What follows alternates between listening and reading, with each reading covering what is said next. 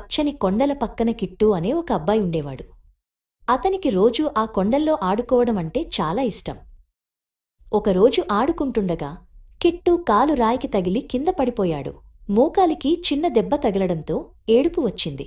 అతనికి చాలా కోపం కూడా వచ్చింది. కోపంతో కిట్టూ తన ముందున్న లోయవైపు చూసి, "నువ్వు చాలా చెడ్డవాడివి" అని గట్టిగా అరిచాడు.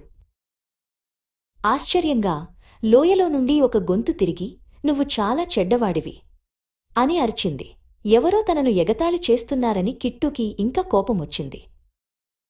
అతను మళ్ళీ, "నేను నిన్ను ఇష్టపడను" అని అరిచాడు. వెంటనే ఆ గొంతు, "నేను నిన్ను ఇష్టపడను" అని బదులిచ్చింది. కిట్టూ ఏడుస్తూ వాళ్ళమ్మ దగ్గరికి పరిగెత్తుకెళ్ళి, "అమ్మా, కొండల్లో ఒక చెడ్డ అబ్బాయున్నాడు.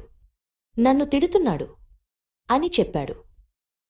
వాళ్ళ అమ్మ నవ్వి, "రా కిట్టూ, నీకొకటి చూపిస్తాను" అని చెప్పి కిట్టూని తీసుకుని మళ్ళీ అదే కొండపైకి వెళ్ళింది. "ఇప్పుడు ఇలా అను" అంది అమ్మ. "నువ్వు చాలా మంచివాడివి." కిట్టూ కాస్త సంకోచించినా, "నువ్వు చాలా మంచివాడివి" అని లోయవైపు చూసి అరిచాడు. లోయలో నుండి ఒక దయగల గొంతు, "నువ్వు చాలా మంచివాడివి" అని తిరిగి పలికింది. కిట్టూ ఆశ్చర్యపోయి సంతోషంతో, "నేను నిన్ను ప్రేమిస్తున్నాను" అని అరిచాడు.